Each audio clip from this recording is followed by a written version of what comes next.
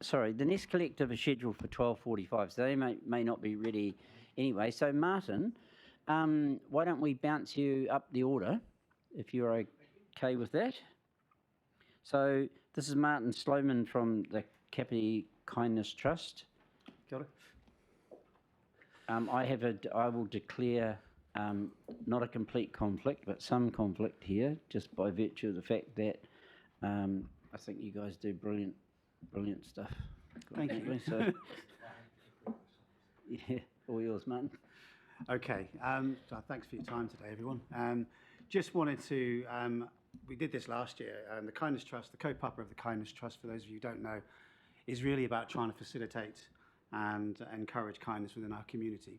And the basic premise around that is that if we can celebrate kindness, encourage kindness, facilitate and gift kindness, we can bring our community closer together. And we live in times, all times really, but particularly these times, where there's a lot of hardship, there's a lot of need. And so I think one of the greatest currencies that we have is community spirit. And the Kindness Trust kind of exists really to try and bring those links closer together. We've done this in a number of ways. We've been going for about 3 years now. So we've existed through the COVID challenge as well. And in that time frame, we've been able to do a lot of really meaningful things in the community in terms of celebrating what people have done for each other, which often goes under the radar, but also being able to step in and help when help is needed. And that might be in terms of helping people out with food or contacts, connections, rent, fuel, children, all sorts of, you can imagine all the sorts of things that go on, and we see them all the time through our community Facebook pages, etc. So we've been doing that, and this time last year, and what we want to try and repeat this year is helping people with winter.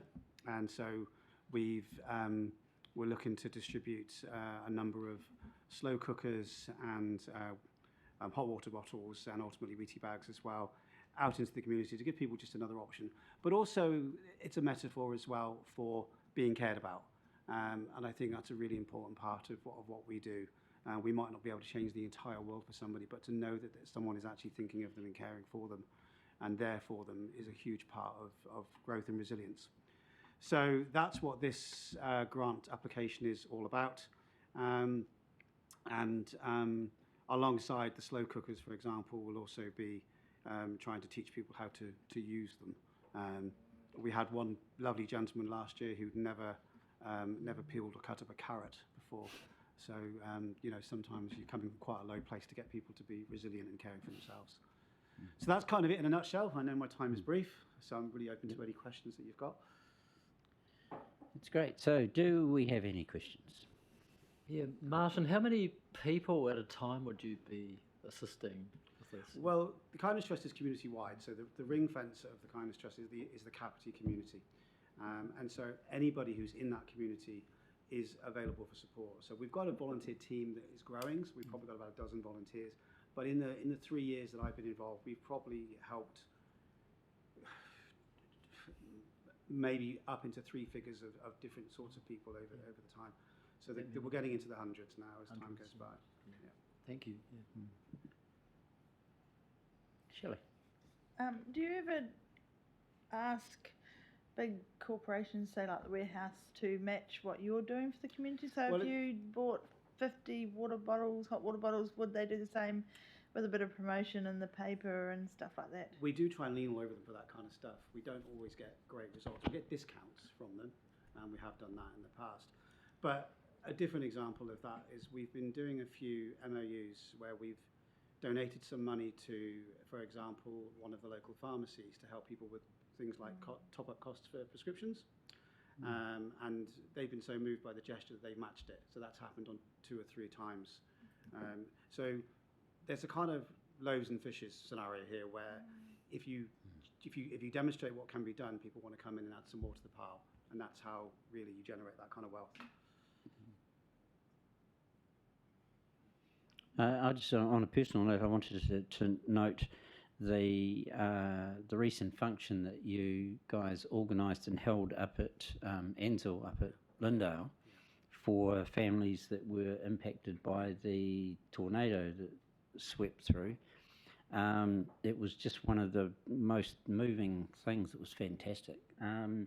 The first responders, police, the fires who got a standing ovation from the crowd. It was just wonderful. It was just very, very much showed the benefit to the whole community. Yeah. And they came together as a community. That's right. It's wonderful. That's right. You're absolutely right. It was a privilege to be involved in that, but to see people who lived in the same street who didn't really know each other are now caring for each other. That was born out of that disaster. And to be able to celebrate all of the people involved, like you say, the first responders, the council, everybody that was involved. And also, you know, the Hungarian restaurant owners themselves who gifted the entire food and meal. You know, so I did a bit of washing up, but I don't think I did it very well. Well, that was their way of saying thank you to the community who rallied around them in huge numbers as well, didn't they, through the immigration thing? Yeah. So are there any, well, we can all stand here and tell you how fabulous you are, but I'm just wondering, has anybody else got any questions that we... No? Well, same deal, Martin. We will go through, it's hugely oversubscribed, so we'll have a discussion about that and then we'll come back to you and everybody else. Absolutely. Thank you. I really appreciate your time, everyone. Thank you Have a very great much. rest of your day. Cheers. We do. Okay. So if we can bring up the Nest Collective.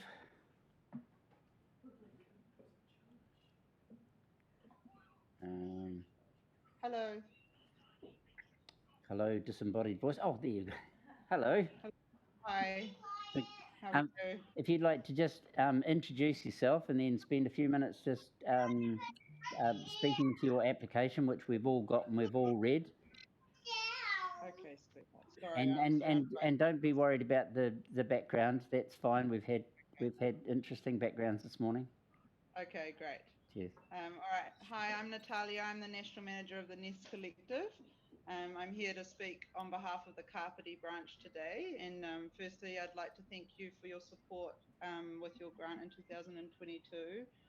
We're incredibly grateful for our funders because without you, we wouldn't be able to do any of our work, and the packs we can provide for families thanks to your support are something we're proud of. So we really want to thank you for that. The Kapiti team is a wonderful group of volunteers led by Angela and Sue. We're very lucky that we've recently been able to move into larger premises in the Kapiti Impact Hub, which has been really great for our community and meeting new people and getting lots of support. And the team held a morning tea last week with the volunteers and crafters to introduce the space and bring everyone together. And the feedback was really positive, and it's added a sense of community to our branch, which has been wonderful. The Nest Collective works along social workers and community partners to provide free baby essentials for families in need. Our packs include the essentials for the first year of life and beyond, such as clothing, bedding, books, safety items, and more. 1 in 10 children live in households with material hardship, meaning many families face impossible financial decisions, such as choosing between a power bill or warm clothing for their baby. And so our packs are designed to reduce this inequity, improve living standards, and reduce financial burden for families, and allow whānau to focus on other aspects once the essentials are provided. The evidence is clear that what happens in the first year of life impacts children's lifelong trajectories, and early investment in children pays off in the long term for families and society. And so we exist to intervene earlier so that every baby thrives. In 2022, the Kapiti branch completed 73 packs. By the end of April this year, they've completed 26. The branch provides packs to community partners throughout the Kapiti coast and into Levin, and 53% of our packs supported Māori families and Pacifica families, 54% supported single mothers, and 40% to caregivers under 25. So the data we've been able to collect is pretty, speaks for itself. We have 18 community partners now throughout these areas, including Plunkett, Oranga Tamariki, iwi health providers, and family star organisations. And the Kapiti branch has been vital to supporting the other branches through COVID. And since COVID, our Waikato branch has closed down, and we've continued to support that area. And so we've been able to meet 100% of PAC requests with support of branches like Kapiti, which has been amazing. We're also working with the group now to expand into Palmerston North and have drop-off points, and currently signing up our first community partner. So the Kapiti branch has been really busy. The nest packs are 90% donated secondhand clothing and crafted items, which represents us values of sustainability and manaakitanga. The Nest Makers Group is one of the most beautiful parts of our puzzle, as over 1,000 crafters from around the country contribute to our packs, and the items knitted, crocheted, and sewed are beautiful and full of love. Collaboration is a big value of ours. Our work with our community partners, as well as our sponsors, donors, and funders, is key to our success, and we have loved touching base recently with other groups in the space and spend time working together, sharing ideas, items, and support. Today we're asking for your grant again to help with funding towards our general pack items. The 10% of packs we do need to buy are sleep sacks, health and safety items such as thermometers and outlet plugs, feeding items such as bowls and spoons, nappies, wipes, and there's a few others, and these equate to approximately $165 a pack. So this year we're estimating needing $17,682 for our pack items. The Polaris Trust has very generously supported our rent in our new space for the year, so that's been a big help, and so we're trying to raise funds for the items. Therefore, we hope with your support and the support of a few other grants we're applying for that we'd be able to raise these funds. Thank you for your time today, and that's it from me. Cool. Thank you very much, Natalia. I'll just we'll just see if anybody's got any questions for you. John. Natalia, you mentioned that you have a partnership with Oranga Tamariki. Does that extend to them donating any money to you? Unfortunately not. They did trial that with their transition support services, and we were gifted $10,000 towards our packs to their community partners who provide the service. Unfortunately, that has ended, and we have continued to support those organisations, so our work has had to grow. So yeah, it's unfortunate that we haven't received any more funding from them, but gathered a lot more work. But yeah, we've been able to still provide to those groups, which has been amazing, and which is why we still have groups in Waikato, etc. So that's why the Kapiti branch has been supporting them as well. So yes, but no direct funding from Oranga Tamariki at the moment. Thanks for that. You mentioned the Waikato. So Yes. Kapiti has been supporting Waikato since the demise of that branch. Is that correct? Yes, that's correct, as well as the other branches. So we've all been working together to keep that support going. And yeah, yes. Thank you. Cool. Don't appear to be any other questions. Thank you very much, Natalia, for the work that you do. And we will process all of these applications, which takes a wee while, and then we'll come back to you just as soon as possible. Cool. Thank you so much, guys. Thank you. Cool. Cheers. Thank you. Bye-bye. Bye.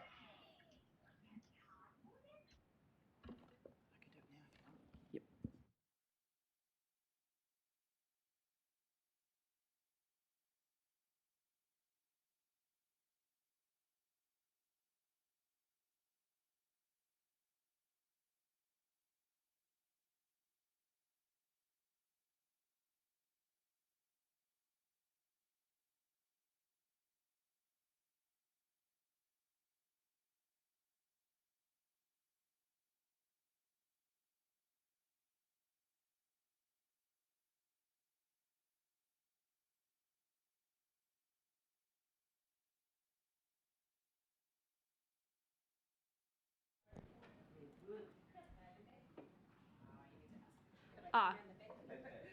Sorry. Now, our next group is held, the Real Motherhood. Mm-hmm. Yes. Now, there was a question I missed. Is it okay just to record, even if it's just me, just for the I awareness? personally don't have a problem. If anybody else in the room is camera shy, right? Might want to speak to our agents.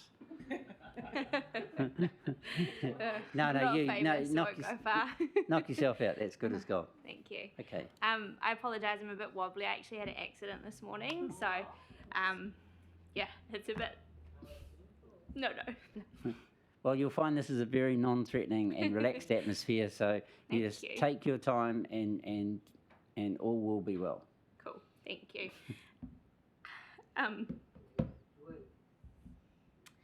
So I have a charity, well, not-for-profit organisation that I'm just setting up called Held. I set this up because 2 years ago when I started my business. Can you come and read for me, love? It's okay. Sorry, I can today. Not usually like this at all, James. It's really strong. Right, and without my goggles, so here we go. I'm so sorry. I was No, gonna that's fine. cancel. Absolutely fine. Where do I start, Hubby? So I just wanted to say that Okay, so just I'll try. So Mums are very handy, aren't they? if I brought Yep. my goggles, I'd even be handy. Who knows what we're going to do? Gosh.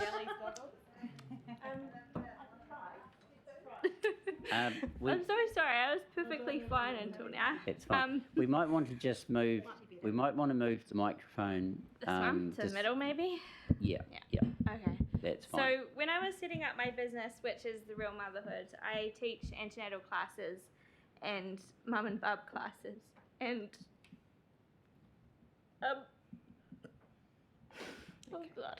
Okay, so 1 in 4 mothers and 1 in 10 fathers suffer with maternal mental illness. Yeah. Most commonly occurring around 6 weeks when the overwhelm and exhaustion has well and truly kicked in and the whānau as support has dwindled out. Held by The Real Motherhood is not-for-profit organisation to support mental well-being for the new whānau on the coast. I saw a need for this when setting up my business, which I've been operating for over 2 years now. Originally, I wanted to do much more, but now need to be more realistic with my abilities. My goal is to create a 50-page A5 mental wellbeing journal that will be given out for free to Kapiti whānau when their babies are born. The purpose is to raise awareness and normalise maternal mental illness. To provide whānau, and I never say that right, I'm sorry, apologise if I'm disrespecting At least anybody. you're not crying. Oh, well, it's not over yet. With tools to be able to self-check their well-being and information on where to go to for help. To support whānau in caring for their well-being after birth and transitioning to life with a baby. I'd like to think one day it will be as common as a Plunket book and will be given out to all over the country. But for now, need to focus on Kapiti to keep things smaller and achievable. At this stage, we don't have a set price in mind as the content is still being created. We are aiming to use 50 pages. We may end up using more, which will rise costs. If we get funding, sponsorship and some fundraising under our belt, we will also be able to consider more content or printing more and reaching further. So at this stage, each book was set up to cost just over $12 each. This would get cheaper for larger quantities, so we will be aiming to raise the print budget for this to get more value. The only cost we have for the initial setup, creation and printing of these books is in the printing costs. My time will be donated or sponsored to enable me to write these, and I have a few national support agencies on hand to give me some help along the way. These books will go ahead regardless of this funding grant. However, with my spare time being limited, this grant would allow me to focus on creating these books rather than finding the money for them. My time can be much better spent writing the content than selling sausage sizzles. So any funding we can get will mean my time can be better utilised and less fundraising needs to be done. I'm so sorry. No, that's fine. So when you have a baby, I think everyone's probably seen the Plunket books that you get when you have your baby, but this is all about the baby, and there's nothing in there about the well-being for the parents. And for those of you that have had children or know people that have had children, you know how hard that time is. And the fact that we've got such a terrible statistic in New Zealand for maternal mental illness is really scary. Some of you may even know that there was a particular family on the coast that a few years ago, the mum did actually take her life. And that family was actually at my childcare centre. So all of this was sort of coming to light while I was setting up my my business, which is all about supporting parents when they're pregnant and then when they've had their babies, and then of course being an early childhood teacher and supporting whānau there. And I just feel like we've got such a big gap, and there's nobody really filling it, and there's so little in the way of awareness of if you're not feeling right or if you are struggling with your mental health, where should you go, or is that normal, and things like that. So my plan is to have a book created that is free for every family on the coast when they have their babies, that's going to help them understand maternal mental illness, how to get help if they're suffering from something, and also how to look after themselves. So and one day I'd love for it to be nationwide, but just because of my own health, my children, and my own business, and my own full-time job, I just need to be realistic that it would be a Kapiti Coast initiative to start with, before it goes anywhere else. So, yeah, I apologise for. No, that's fine. Thank you very much for that. We'll see if anyone's got any questions. I've got one just to kick off with. So, in the book, are you looking to have prenatal advice, so that this would go to people prior to? It's a little bit hard to know whether it would be something that midwives would hand out in an appointment, or whether it would. So I've talked to some of the midwives, Kapiti midwives, and they say that they'll be pretty happy to hand it out.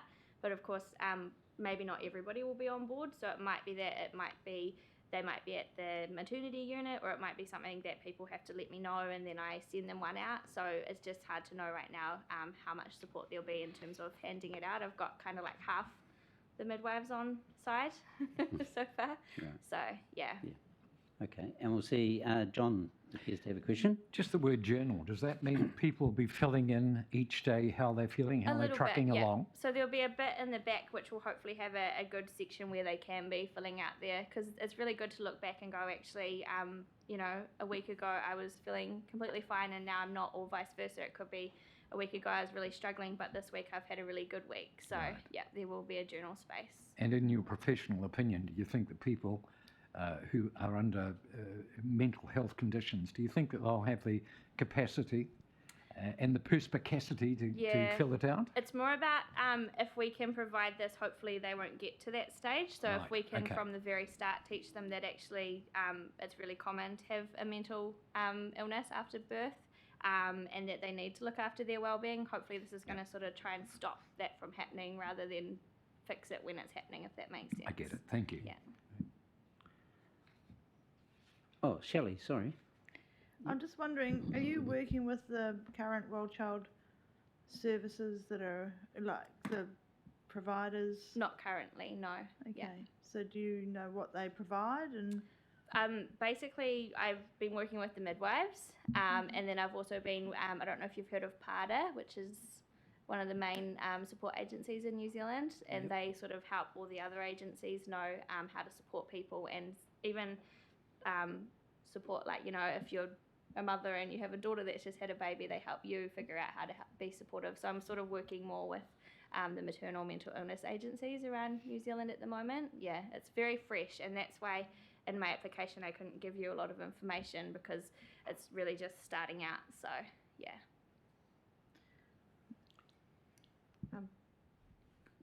Does everybody know what you do for a business, though? Does everybody know your background in this? The antenatal classes what you and do mums for and the bubs mother, classes. the motherhood. Yeah.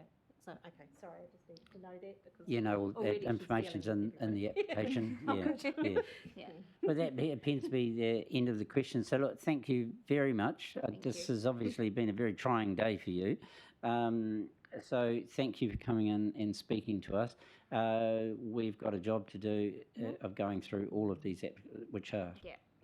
enormously oversubscribed. So, we'll go Yeah. through that process, and then we'll come back to you as soon as No possible. worries. Yeah, and I do understand that because it's all very fresh and I haven't been able to give you a lot of the official documents. It might not work out this year, but we might be in a better place by next year, or also if the grant money needed to be paid directly to the print company, that would be totally fine too. They're in support of it. So, yeah, whatever works. Yeah. Thank you very No, much. That's fabulous. Thank you. Thank Cheers. you, folks.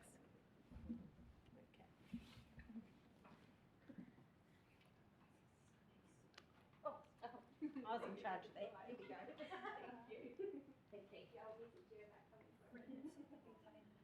Okay, next up we have the Friends of the Wharemaku.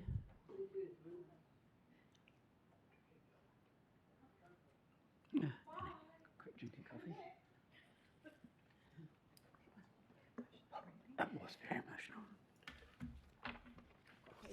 Tough day by the sounds of it. Got her. Hello, how are you? Got the chair nearly got you.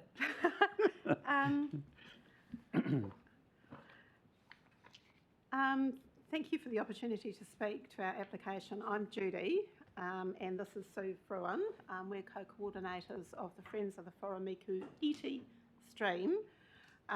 We've just renamed it ourselves because we realise that people don't actually know that Drain 6 is leading into the Wharemiku, and we figured that our little part of the stream needed its own name so that A, people knew it, it had an identity, and eventually it could get the mana that it deserves. I only want to say two things. One, to give you a bit of history and the current state of the stream.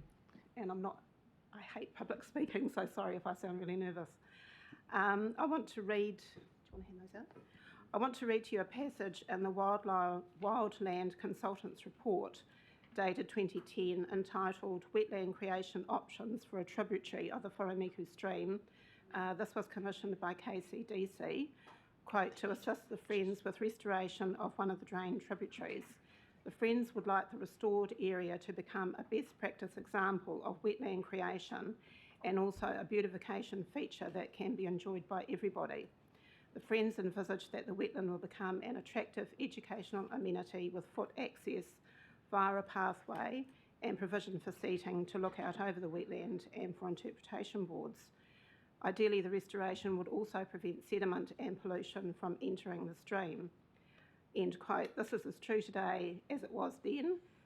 We use this report as a Bible for our vision because it's such a comprehensive document. But I also wanted to tell you about the state of the Wharemiku Iti today and the importance of the proposed planting that we're seeking funds for. In March, we started clearing the noxious waterweed in the stream as it was so thick, virtually covering the waterway and making water movement extremely sluggish. We not only pulled out weeds, but mud, silt and slime, which was caught in the roots. We were using rakes to get this out. Also stuck in these roots were large pawa-sized globules of what looked like to us black jellyfish, globs about this big. And if we stirred up the bottom of the stream bed, we found that these globules were also growing and sitting on the bottom. So the stream is pretty filthy and sick. So that's why there's very little fish life and very few insects as well. So it's not particularly interesting for children to be curious about or healthy to be around. If you look at the back of the handout, there is a sheet on whitebait, how you can restore a stream to attract whitebait and other living things. And that's what we're aiming for. So clearing up the stream is long overdue. We are on the way to do that, but we need Mother Nature in the form of selected native plants to improve on what we've started, to cleanse the water, provide food and create shelter for wildlife. And this is our practical contribution, which we can do right now. The penultimate page has got a couple of our members clearing out the stream. Hard work, it's enormous fun and very satisfying, but it needs to be done if anything is to be positive about that stream. Cool. Thank you very much for that, Thank you. Julie and Sue. We'll ask if anybody's got any questions. Just a couple. One is around consents for work in the stream. So, are you working with council at all around? Because as you'll be aware, anything that you're doing inside the stream, Council, Parks and Reserves with Annie Mackay, and we also working closely with the stormwater people. Yeah. So every month, because we meet monthly, and every newsletter and report back that I send out, I include Andy in that, so he knows month to month what it is we're doing. Fantastic, and I have to say this is really comprehensive and very well done. The only other question that I have is relationship with iwi in Yeah. terms of discussion about about the waterway. Is that, have there been discussions? Yeah, we're in contact with Carl Webber and George Jenkins, although when we were meant to meet with George last time, he was crook, so we haven't actually caught up with him in person. Yeah. But we've had a few conversations with Carl. We've met him on site, and he's very supportive of what we're doing. He just says, get on with it. Yeah, so, and part of our longer term vision is George is involved with the wetland down at the airport, and there's quite a few rare plants down there. So what we hope to do, and we've asked for his permission, we'd like to be able to get the seeds from the rare plants which are down there and move, help have them grow in our little bit as well, because obviously the more the rare plants we can plant around the place, the more successful they will be in the area. So that's our vision. And just a quick comment from me is I absolutely applaud the idea that that we stop referring to drains as drains. They're not drains. Hardly ever are they drains, but if you call something a drain, it tends to get treated like a drain. So good on you for that. There don't appear to be any questions. So thank you very much. It's comprehensive what you've given us anyway. So from now we have to consider all of these funding applications, and then we'll come back to you just as soon as possible. Great, thanks And very much. thank you for the work you're doing. Cheers.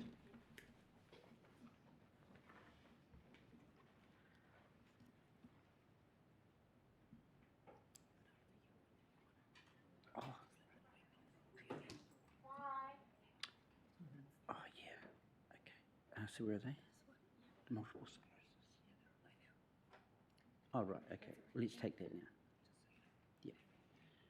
Oh, hang on. No. This is charge of the light brigade. So I think we'll take this large first. Yeah. No, that's cool.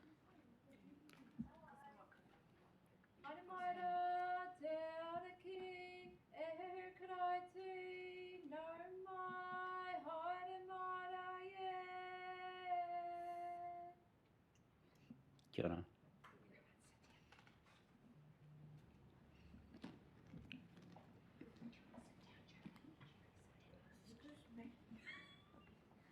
So it's a warm welcome, Larch Kapiti. Hello. Hello. Lovely to see you. So the normal process is we talk for, you can talk to your application for 3 minutes, and then if we've got any questions. Sure. Hi, So, yeah. I'm Mandy, and this is Denise, and we're part of Large Capity, and we run the day program, the fun day program. This is, what's your name? Julian O'Hara, I know you. Good on you. The coffee shop. Oh, right. That sounds right. Hi, I'm Claudia Larsard. I'm part of Kapiti Larsh as well. So it's nice to be here as part of the council. So we all know you're doing a good, fantastic job out there. We really appreciate your support. Welcome, Claudia. Thank you.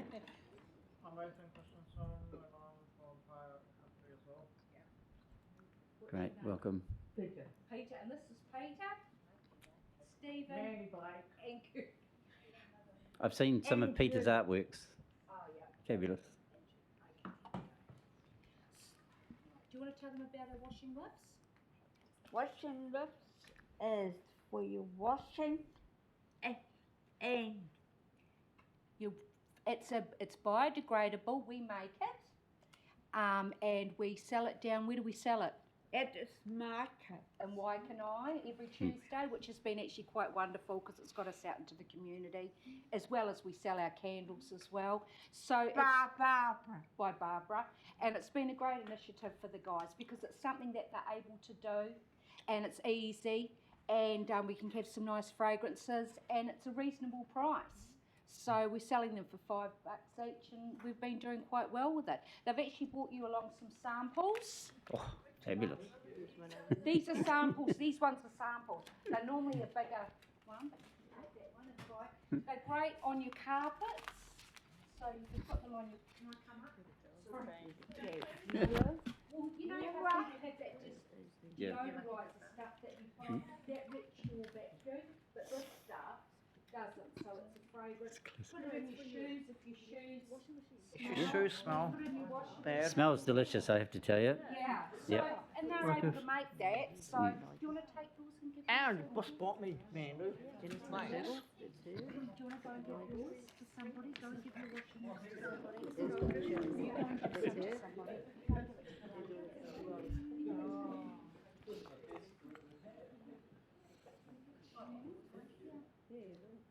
Thank you, Peter. Champion.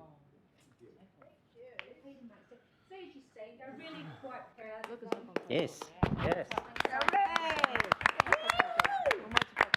We lost. Yeah, and today we met Janet Holborough from the Capity. So she came for a visit at the Capity Art Studio. So we like. Janet Warburg. Oh, sorry. Yeah, so she really does a pretty good job, and I've been looking her up in the paper. Great. Yeah. Yep. Have you got any questions? You've got to ask if they've got any questions, Julie. You ask. Well, I don't have any questions. I would like to acknowledge the work that you do. It's fantastic. Thank you. Thank you. Thank you. Would like to come and have warm tea with you lot. Well, we'll have to organise something. Meantime, I'll see you over at the coffee shop. Yeah, maybe somewhere local. Everybody's welcome, and you're welcome at 15 River Close. Well, any day to come for dinner and morning tea. You're most welcome to 15 River Close. You got to ring Mandy. Okay. At 10 o'clock. All right. Well, thank you very much. Thank you very much, Mandy, and to all of your team. Wonderful to have you here. Hey! Thank you. God bless you, everyone, and have a great weekend. You will do. This is a message from the Kapiti Coast District Council. As you can see, we've got the stormwater pipe underway. Oh, well done. Brilliant. Thank you. Best application of the day. Yeah. Yeah. Yep. Well, I have to say that was just absolutely fantastic. So, and this smells wonderful. This is not a bribe. It should be made very clear. Yes. Thank you very much, Mandy. Yeah. Okay, now I had a post-it note. Yes, so we have got Wellington multiple Yes. sclerosis online. Okay, so we're now going to go online. We've got Wellington multiple sclerosis joining us. Hi, so I'll let you introduce yourself, and if you that's a hard act to follow, I know, if you got to see our last group, but yeah, take it away. Kia ora. My name's Susie Linton and I'm the Communications and Fundraiser for Wellington Multiple Sclerosis Society. We're a small but very effective society. We have two wonderful community advisors who offer a mobile support service for people with MS. I'm sure most of you are familiar with MS. It's an autoimmune disorder that has some pretty big effects on some people. Particularly there are older people out there who have had the disease for a while. Younger people tend to be on newer treatments, which means that less damage is done on their way through life.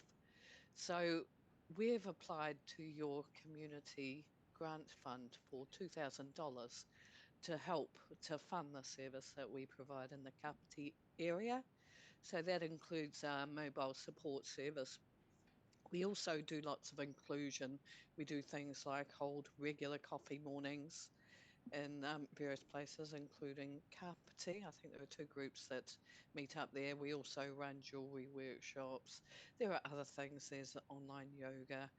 There are Christmas do's, and there are other one-off events throughout the year. A lot of it is user-driven, and where we can, we get clients supporting each other, which can be really effective, peer-to-peer support. Um, so, have you got any questions that I can answer, or? Thanks for that, Susie. Yeah, one question is, and I suppose it's a movable feast, but how many people in Kapiti would you be working with?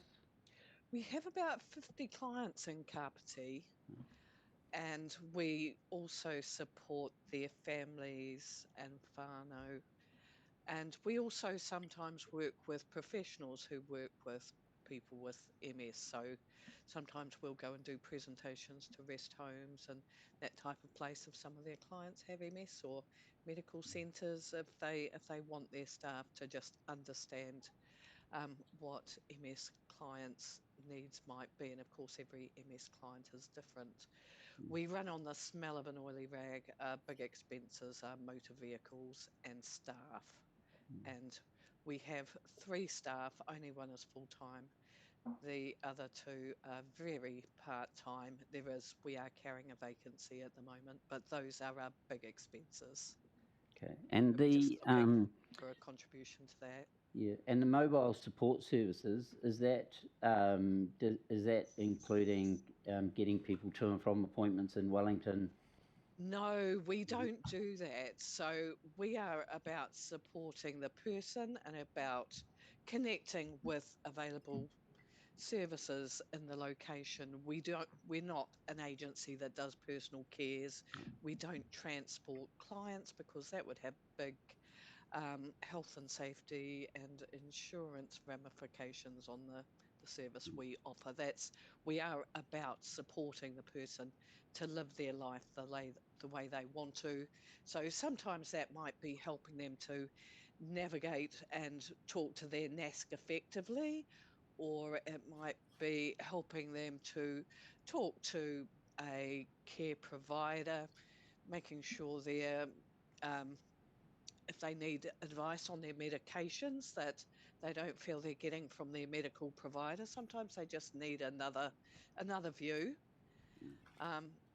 So it's a very constructive service, but it is about supporting them to operate in the community. We're not trying to take over the services that are out there. We're more trying to support them, make sure they're included in the community and that they can navigate the world. We do mobility assessments and that type of thing. So that can really help them if they are having difficulty dealing with the NASC or something. We can do some of those things, and there's generally no waiting time. Great. So things get done really quickly. Okay. Thanks for that. Now, John has a question for you. I see that you list as the cost of community advisor services in Kapiti $27,348. Now, is that a genuine cost, or is that just divvying up your regional costs and saying we'll allocate that to Kapiti? A bit of both. So, so we have done that little bit of math, really. We've worked out what our costs are, and then we've worked out how many clients are in each area, and then we have split that cost by there. Because, I mean, when we've got a full contingent of staff, we have 4 people covering the entire area. So I'm kind of an overhead. Half of my role is communications and the other half is fundraising. So I do both of those things. I do support other things as well, really. I do quite a bit of admin and, yeah, just help where I can. I'm also a person with multiple sclerosis, so they probably get quite a lot out of me. So it would be very difficult to do that. We'd have to work out how much of the mileage on vehicles was done in various locations. We do know a couple of areas like Kapiti and the Wairapa too that come to mind.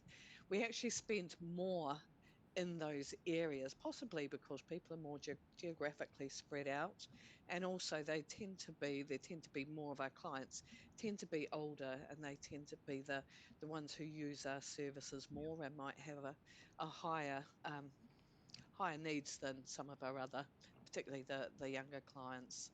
So probably we would be spending more than that. More share than that the we've 27,000. Yeah, The that costs we've of being said at the in end that of the line. area. Great, thank you Yeah. very much. There don't Great. appear to be any more questions. So, Susie, I'll just say thank you very much for your presentation. We've got some deliberations to do, and we'll come back to you as soon as possible. Thank you So very thank you much for the work you do. for your time, and thank you for the support you've given the society. Cheers. Have a good day. Bye bye. Yeah, we have a built-in buffer. Is that just to go from Richard? Yeah, I reckon, yes. We'll just keep going. So we've got some people in the back that we can go to. So do we have Ellie's Canine Rescue?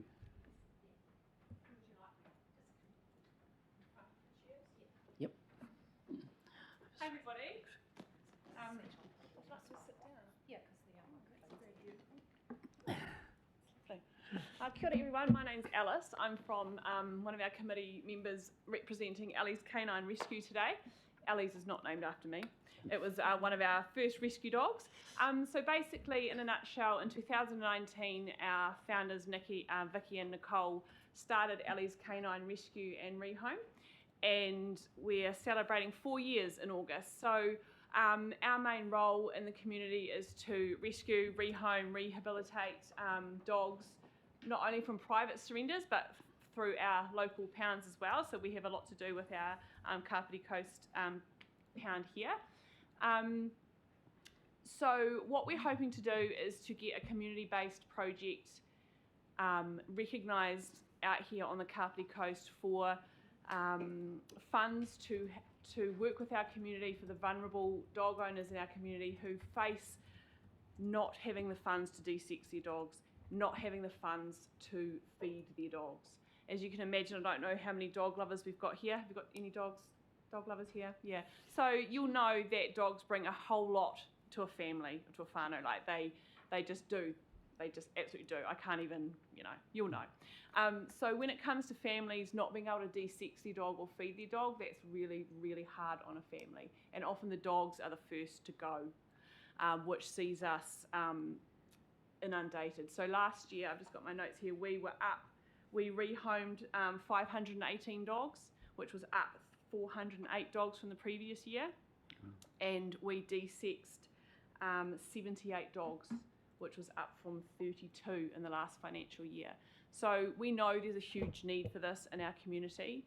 We know that families need the help.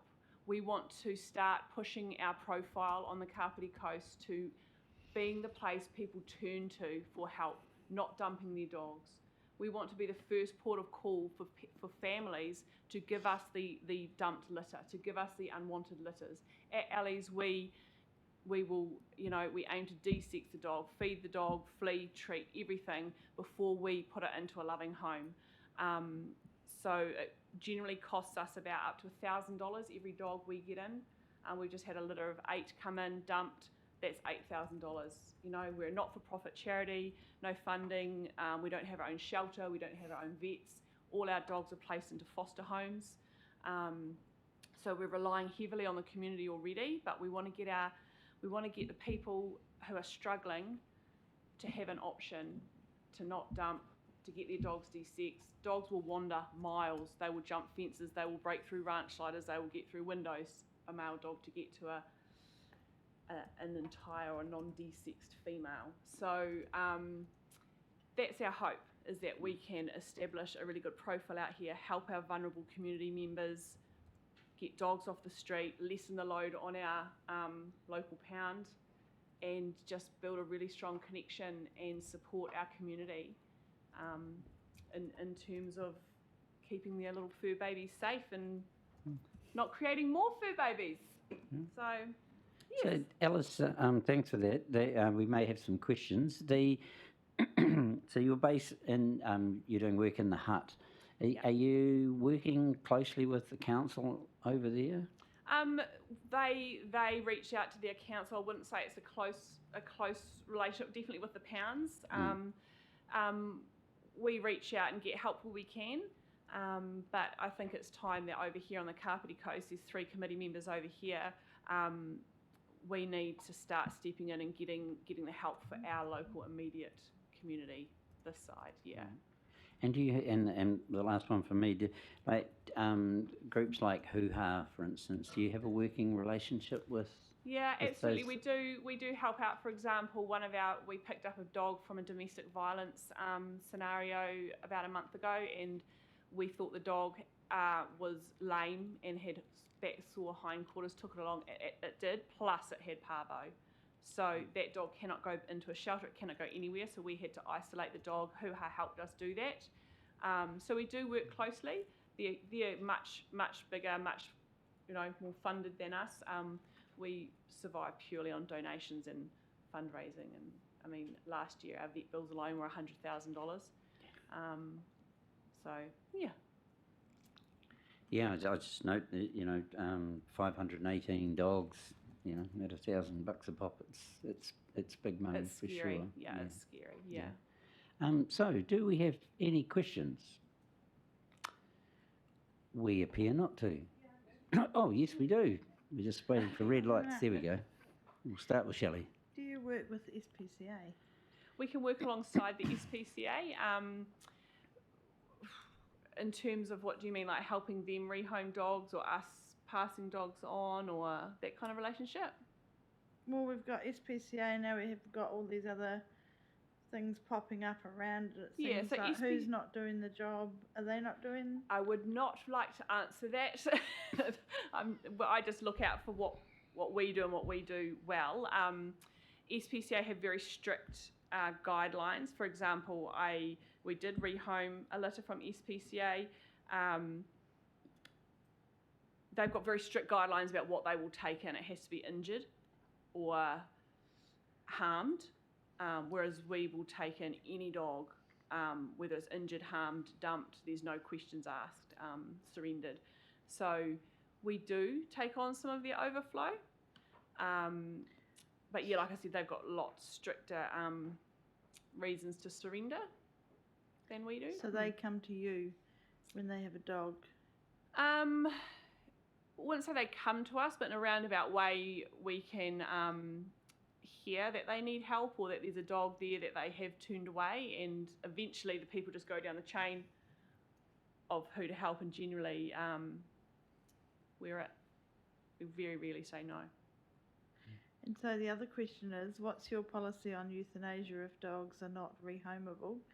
I know with Hoo Ha they have a policy of no euthanasia. Yeah. So if a dog is not rehomeable, we will get in, again, another cost for us. Behaviouralists, we've worked really hard to get some of our committee members well trained in that area, so we can give the dog everything we can throw at them to make the very best. In my time being on the committee, I don't know ever that a dog's been euthanised just purely from being rehomed. We do have some resident Ellie's dogs that will just be with us forever because they aren't rehomeable. If a dog has a very poor outlook on life in terms of injury, illness, we're never going to make a dog suffer. Okay, and so the 518 rehomed and 78, that's not just in Kapiti, that's... No, it's not just in Kapiti, but as a collective, our committee, so it's not purely just in Kapiti. What are the numbers here? Just probably, sorry, I don't have the breakdown of those numbers just for here, but gosh, I've been literally on the committee for a year, and over in Kapiti with the 3 of us, I know we've at least done 100 in probably less than 12 months. I mean, I take all my foster puppies to school with me, and I've had 30 in the classroom, so that's 30 rehomed just me alone. And that's another thing too, we want to start an education program for kids, school holiday programs, teaching empathy, which kids are lacking. But that's a side note.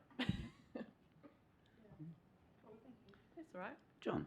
I think you've just answered the question. I was going to ask if you're one of the 3 committee members who are on the Kapiti Coast, and you talk about setting up a facility. It sounds as if you're already roaring into action. Is that correct?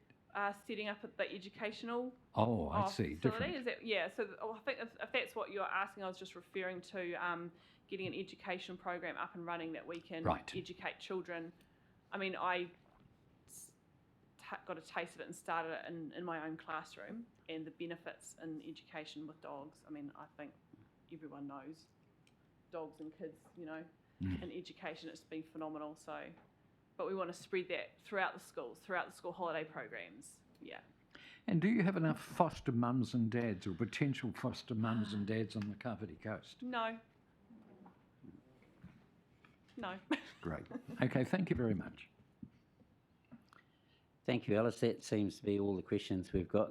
Yeah, thank you very much, and for the work that you're doing. We will have to deliberate, and then we will come back to you. Thank you for your time, everybody. Thank you. Cheers.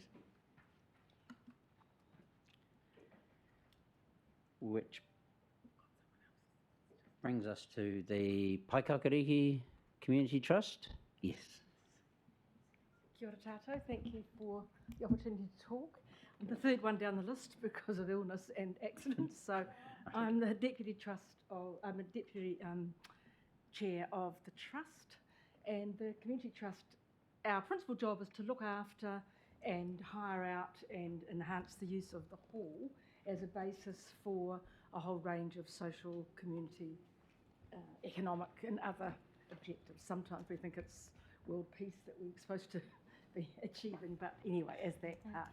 As you probably know, we have a lot of musical events in our hall, but there's been some limit to what ones we have been able to do because our piano has been not a very good piano. So we've decided that what we want to do is replace that piano, and we have actually found a piano, which is a good quality second-hand piano that a woman from Wellington is willing to sell to us at a reduced price because she likes what the trust is doing.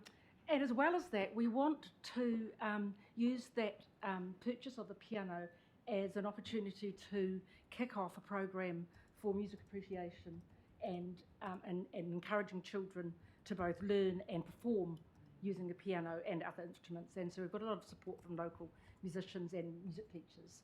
And in fact, we have already given away the current piano to a needy family that was identified by one of the teachers as someone who was particularly skilled, and we've, as part of that, we've upgraded that piano so that it's as good as it can be.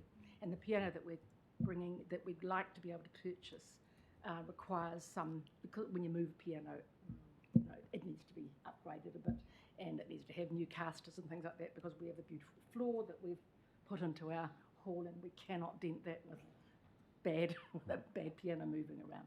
So we do a range of fundraising things, but this is a sort of a new direction that we're really excited about going into.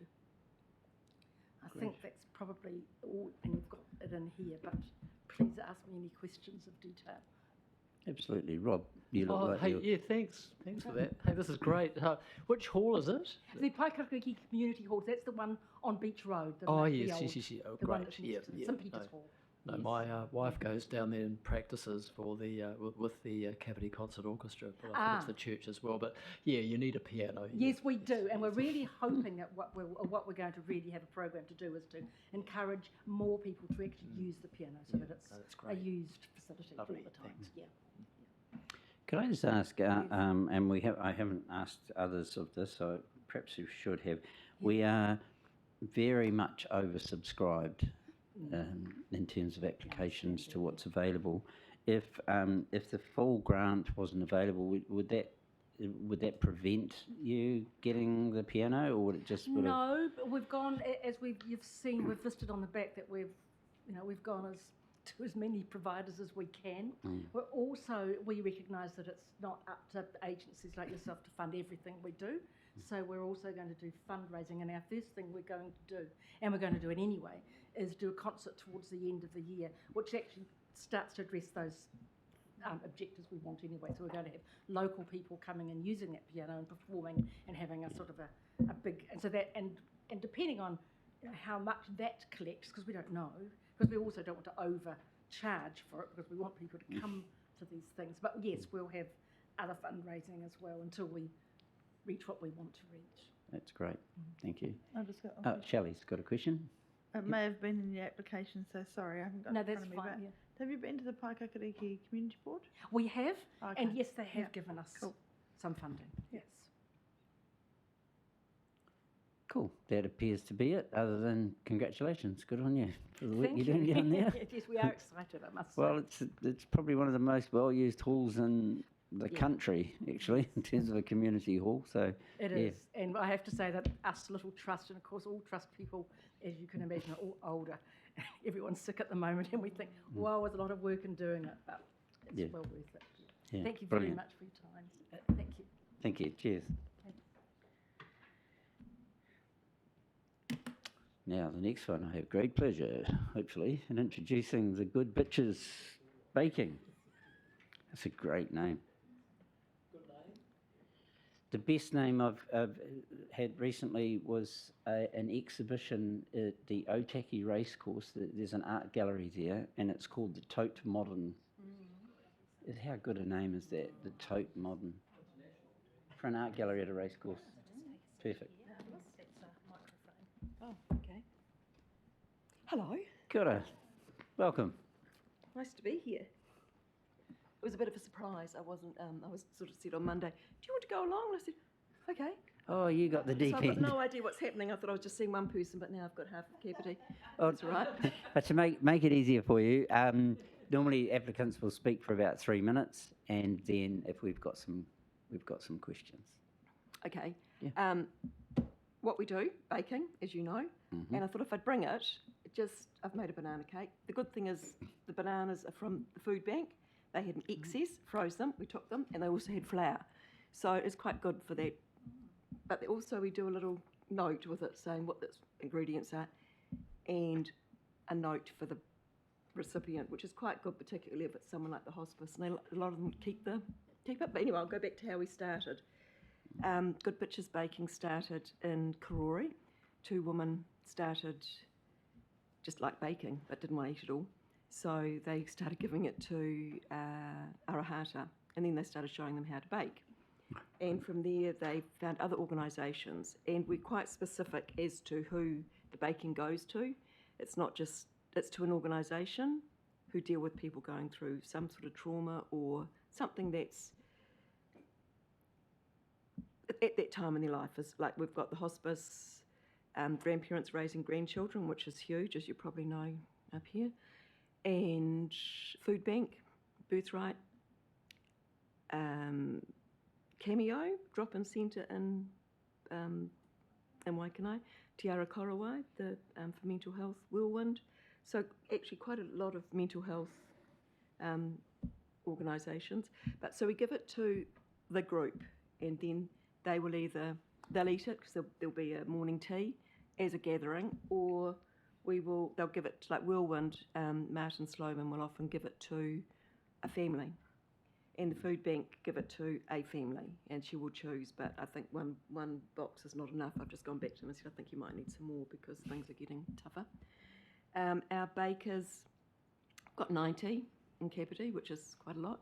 17 recipients, and some have more than 1 box a week, like Kapiti Cottage, which is a drop-in centre for people with dementia, and I think other things as well. But they have maybe 6 boxes a week because they've got different things happening.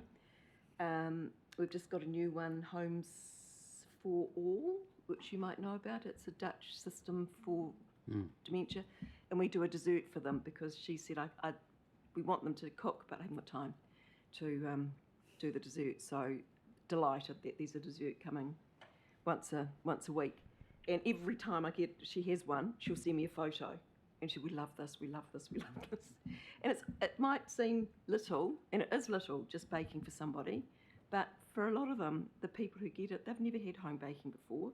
Corrections is another one. We give it to the people who come in, who are going out on PD, so that they can take something with them, something to eat, because a lot of them, you get out of prison, you've got nowhere to go, no one wants to give you a rental. And so we give them something to eat. We used to give them quite a few boxes, but then something went wrong and they ended up with a hell of a lot. So we had I don't know, we got about 8 boxes one day. Something went very wrong. So we've changed that. But it's just giving someone something to make their day a bit better. It's simple. It's not huge, but we do have running costs. The boxes, the leaflets, just general running of it. Everyone does it in their home. Everyone does it with their own ingredients. We don't get funded for that. But we do have a little system within our group called Cup of Sugar. So if anyone, like with things happening as it is, a lot of people who can't afford it for that month, whatever, they can just apply. It doesn't come to me. I've got no idea who's asking for it, and they will get a $20 voucher from New World, and they can just go and buy the ingredients to be able to do it, because the people who volunteer want to bake, want to give. And the other nice thing about it is, unlike other charities or other volunteer groups, you are individual, doing it at home by yourself. And some people like that. They don't want to be part of a committee meeting, this, that and the other thing. They just want to bake, take it, be anonymous and just give it to somebody. Others quite like a bit more. We're doing a movie night in a couple of weeks just to raise a bit of extra money, more for that cup of sugar, because I know it's going to get tougher for our bakers. But surprisingly, I will get maybe 3 new inquiries a week for people who want to bake, which I think is great because it's not cheap. Baking is not cheap anymore, and a lot of people don't know how to bake, don't know, and also things like a banana cake, simple, it's a favourite, and people just feel something familiar in a time that's pretty awful for them. So, thank you for that. Sorry, I didn't catch your name. Therese. Therese. So that's Thereese. Well, you wouldn't want me baking anything, Lots I of can these. tell you right now. But I You do just like don't baking. know. No, I like consuming Well, there we are. baking. You've got something to consume. Fantastic work. Have we got any questions isn't it? around the table? I've just got a comment. Yes. I don't bake as much anymore, but I grew up with my nan used to bake, and it is such a special. We used to go and It is. the containers were always full of Isn't it? amazing things, and so many people don't get that. And It's and really a lot of it cool. is time for a Yeah. lot of people. They just don't have the And time. the inclination. Some people don't don't have that inclination No. to bake, but it's nice to have a home cooked something. You do a Yeah. fantastic job. Well, the thing is, the good thing about it is the people we have as volunteers love it. They love doing it. They love baking, and to give it to somebody who needs it is fantastic. And you're saying that there are 90 bakers. You've got 90 bakers in Kapiti, and are they like spread right throughout Yes. Kapiti? Paikokariki up to Otaki. Wow. Otaki, we've got about 5 bakers now, and we just want some more recipients up there. We've got Birthright and Food Bank. Oh, Cancer Society. They come down from Levin, so that's really good. That they're there. I don't think we've got Food Bank up there, but I just need more. Sure. Oh, good. Please give them to me. One is on a Thursday. They have a soup kitchen. I've got in touch with somebody there, but she never got back to me. What was her name? Pardon? I'm not sure, but I'm going to get Sheila Hunt. Yeah. Sheila And Rod. the other thing that's just, well, it's been going for a while now, is a coffee and a chat morning on a Monday, and I can get a number to you. The soup one would be good. Yeah. The coffee and a chat, possibly. Is it run a bit like Cameo? Like a drop in for people who are lonely? Yeah. Yeah, that would be good. But if you could just give me who to get in touch with. I did get hold of the soup kitchen because I thought that'd be great because they could have something there, but didn't. Yeah, that's it.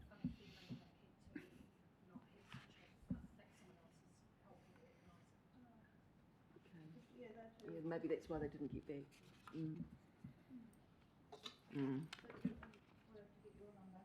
I will give it to you. And John looks I like just a think keen this is consumer of baking. astounding. This is amazing. You've got 90 local bakers and more using their own power, Using their own everything. their own everything. Ingredients, everything. The only things they don't have are these and the boxes, which is what we need money for. mainly. Yeah. But it must cost these people a fortune. Well, they did it because I didn't know how much it cost to do it, but I had what they sent you on what Good Bitches Bake, and they said average about just over $90 per bake per one thing, because you've got if you costed it out, yes, if you were costing the cost of the ingredients, the power, your time, your petrol, because you deliver as well, and it's not just you've got to, like, I'm in Waikanae, so I'm often down here dropping off, mainly because most of it's down here, and if you were charging your time, so that's it's amazing, that's really quite a is. lot. But people like doing it. And you talk about each of the boxes providing enough calories, probably too many calories, for up to 15 people. Yeah, it can be. So we have the Bake It Better program that we do. We have all the recipients. It says how many they want. Like, I know Cameo, they say, can you just give small squares, like slices, just do it small, because big's often too big for them. And the same with Kapiti Cottage, they just want small things, they don't want big things. And so it depends if it's depending on the group, sure, what their requirements are. But they're not small boxes, that's what I'm saying. No. Yeah. No. Yeah. And it's one batch, but it's one batch, because you don't want to give people too much, because some people think, oh, if you give them double the amount, that's great, but then you give them double and they think, oh, what are we going to do with it? It's too much, we can't do it. So you've got to be quite, yeah, unless they say they want 2 boxes, that's fine, but otherwise it's too much. Thank you very much. That appears all the questions. Thank you very much, Therese. That was lovely. It's wonderful work you're doing, absolutely fantastic. And we've got a whole bunch of applications to consider. I know you do. You need to go and talk to people. As you'll have seen. That could be tomorrow if you want, but I just wanted you to see what we do, and that it comes around, like from the food bank with the extra that they have. Yep. No, that's wonderful. And the fact that you tie in, it's really interesting how many of these volunteer groups tie in with each other, which is wonderful. So, but we'll be back in touch with whoever. With Katie, I think it was. Katie, she's our boss. And Good Bitches Baking is just a great name. Well done. It is. Some people don't like it. Yeah. Can we change the name? Thank you very much. Cheers. I'll just leave the cake behind. Yeah, it's for you guys. Okay. Well, we have to continue on with our meetings. That ends our public speaking on, does it? No, it does end. Yep. Just so you're aware, they have pulled out. Oh, the Thropton is... Fully withdrawn. Oh, right, okay. So I would recommend that we move a motion when it comes to there, specifically to say that we've received the application, but note that they have withdrawn. Yeah, okay. $0. Yeah. Cool. No, that's great. Yeah, that's... So that will be a specific recommendation. Yeah, it's 2,000 spare. Okay, so we'll keep, that's the end of public speaking. So there's a couple of things here. One is members' business. I'm not anticipating that there is any. Shelley's not. Oh, we've lost our quorum. Oh, we don't have a quorum at the moment until they come back. Elvis has not left the building. Don't leave the room. No, you would still have a quorum with 3. Don't go through the door, Shelley. No. Oh, she's halfway through the door. Quorum for this committee. Hmm? So could you hold? Drag it back. Let's not do anything important just for the next little while. Yeah. No. Oh, she left. Stop the meeting altogether. Just adjourn for a minute, maybe. She will. Yeah. The meeting is adjourned. Oh. If you leave the room, we'll lose quorum. Yep. Okay. So, members' business. Do we have any members' business? Okay. Members' business? No, I'm working on the theory that there isn't any of that. So that's good. Reports. So that takes us to 7.1, which is the grants. So we will need to move into public excluded. So can somebody... Okay, can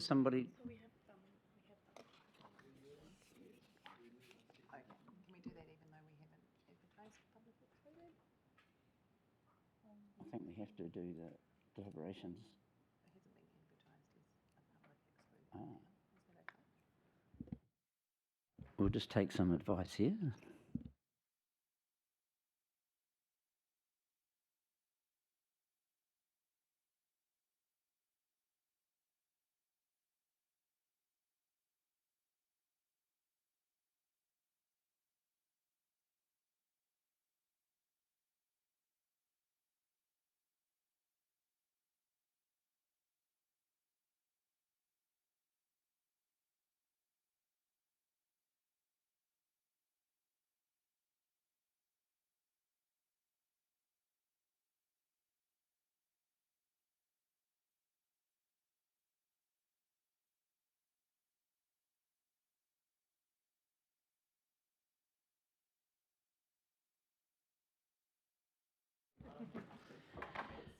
Yep,